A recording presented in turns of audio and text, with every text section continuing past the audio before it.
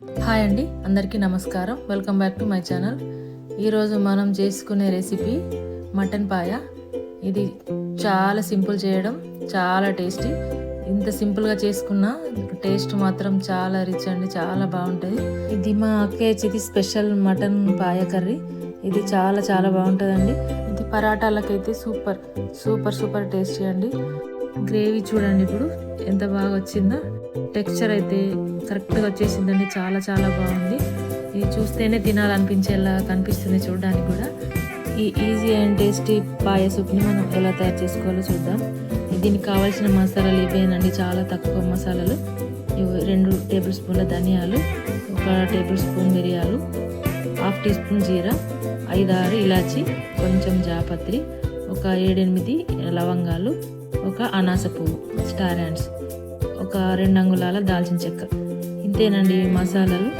ఒక 4 పచ్చిమిర్చి, 2 స్పూన్ల అల్లం వెల్లుల్లి పేస్ట్, కొంచెం కొత్తిమీర, 2 ఆనియన్స్.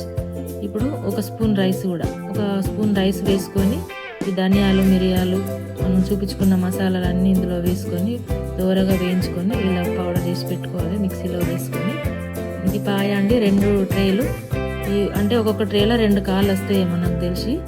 ఇవి మధ్యలో ఇవి రాలేదు, ఎక్కువ జాయింట్ల దగ్గరనే ఉన్నాయి. ఇందులో 2 స్పూన్ల సాల్ట్ వేసుకొని, 1 స్పూన్ పసుపు వేసుకొని బాగా కడగాలి, రుద్ది కడగాలి. ఎందుకంటే ఇది కాల్చిన టేస్ట్ రాకుండా ఉండాలంటే, కాల్చిన వాసన పోవాలంటే ఇది ఒక్కొక్క ముక్కను పట్టుకొని మనం గట్టిగా రుద్ది కడిగి స్మెల్ చూసి మళ్ళీ కడుక్కోవాలి. ఇలా కడుక్కొని పక్కన పెట్టుకోవాలి. స్టవ్ పైన ఒక ప్యాన్ పెట్టుకొని ఆయిల్ వేసుకోవాలి. కర్రీకి సరిపోయేంత మనం ఆయిల్ వేసుకొని, ఆయిల్ వేడైన తర్వాత కట్ చేసి పెట్టుకున్న ఈ 2 అంటే మీడియం సైజ్ ఆనియన్స్ 2 కట్ చేసి పెట్టుకున్న ఇవి వేసుకోవాలి. వేసుకొని దోరగా ఫ్రై చేసుకోవాలి. కొంచెం సాల్ట్ వేసుకొని, సాల్ట్ వేయడం వల్ల ఆనియన్ తొందరగా ఫ్రై అయిపోతుంది. మీడియం ఫ్లేమ్లో ఫ్రై చేసుకోవాలి ఆనియన్స్ని. ఆనియన్ ఫ్రై అయిన తర్వాత మనం నీట్గా కడిగి పెట్టుకున్న మటన్ పాయ ముక్కల్ని ఇందులో వేసుకోవాలి. ఇట్లా ఫ్రై అయిపోతే సరిపోతుంది. ఆయిల్ సపరేట్ అయిన తర్వాత ఈ ముక్కల్ని ఇందులో వేసుకోవాలి. అల్లం ముక్కల్ని వేసుకొని, ఇప్పుడు నేను అల్లం వెల్లుల్లి పోపులో వేయలేదండి, ఇందులో ఇప్పుడు వేసుకున్న అల్లం వెల్లుల్లి, పసుపు, కొంచెం కొత్తిమీర వేసుకొని మనం మిక్సీ పట్టి పెట్టుకున్నాం కదా, ఆ మసాలాను కూడా కొంచెం వేసుకోవాలి. ఇందులో సగం వేసుకొని మనం సగం లాస్ట్లో వేసుకోవాలి మిక్సీ పట్టి పెట్టుకున్న మసాలా పౌడర్ని. ఇప్పుడు కట్ చేసి పెట్టుకున్న పచ్చిమిర్చి కూడా ఇందులోనే వేసుకొని, ఇప్పుడు మనం వేసుకునే కారం ఇంత, ఈ టీ స్పూన్ తోటి 3 స్పూన్ల వరకు కారం వేసి, 2 టీ స్పూన్ తోటి 3 స్పూన్లు, అంటే మిరియాలు ఉన్నాయి కదా. ఇది సాల్ట్, అంటే 2 నిండుగా 2 స్పూన్ల సాల్ట్. మనం కొంచెం పోపులో కూడా వేసుకున్నాం, ఇంతే సాల్ట్. ఇప్పుడు ఇవి ఉప్పు, కారం, ఇందులోంచి సగం మసాలా వేసుకొని అంతా కలపాలి బాగా. ఫ్లేమ్ తగ్గించుకొని మీడియం ఫ్లేమ్లో ఫ్రై చేసుకోవాలి. ఫ్లేమ్ ఎక్కువ అయిపోతే మాడిపోయి నల్లగా అయిపోతే మళ్ళీ ముక్కలు. ఇది తక్కువ మంట మీదనే వేయించాలి. ఇట్లా ఆయిల్ వచ్చే వరకు, ఆయిల్ సపరేట్ అయ్యే వరకు వేయించుకోవాలి. అప్పుడు వాటర్ పోసుకోవాలి. నేనైతే వేడి నీళ్ళు పోసుకున్నా, చల్లనీళ్ళు కూడా పోసుకోవచ్చు, వేడి అయిపోయాలన్నది ఏం లేదు. వేడి నీళ్ళు పోసేసిన ఇది ముక్కలు మునిగిన తర్వాత కూడా ఇంకొంచెం ఎక్కువ వాటర్ వేసుకోవాలి. ముక్కలు మునిగిన తర్వాత 1 గ్లాస్ వరకు వాటర్ ఎక్స్ట్రా వేసుకోవాలి. ఇది కొంచెం మనం సూప్ ఎక్కువనే ఉంటుంది, అది లూజ్గా ఉండాలి కదా.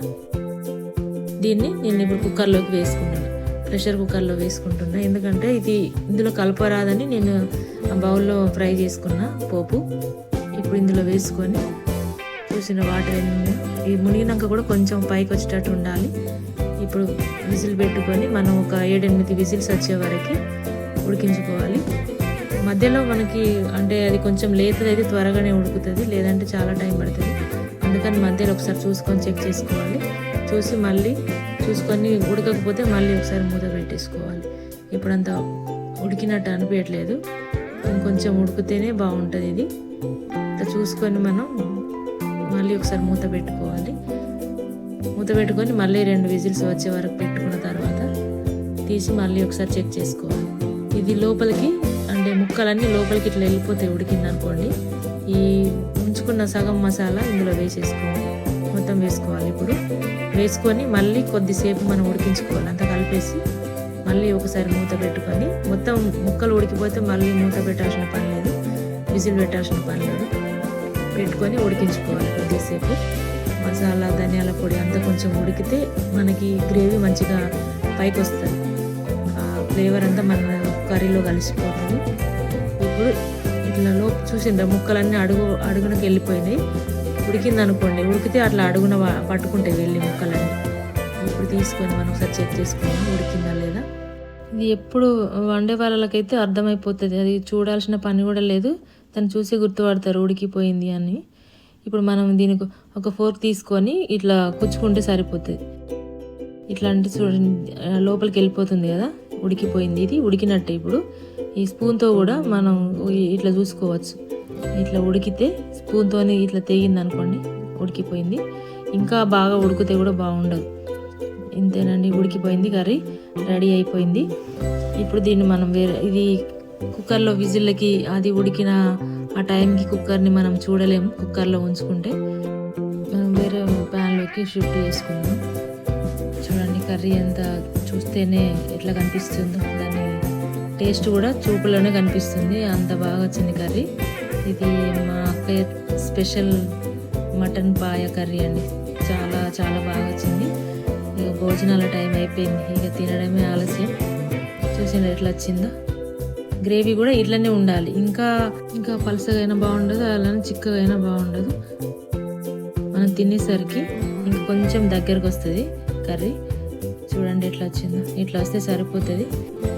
ఇది పరాటాలోకి కానీ, చపాతీలోకి కానీ, రోటీలోకి, రాగి సంకటి రాగి ముద్దలోకి, వేడి వేడి రైస్లోకి, అసలు ఎందులోనైనా తినొచ్చండి. ఇది చాలా చాలా బాగుంటుంది.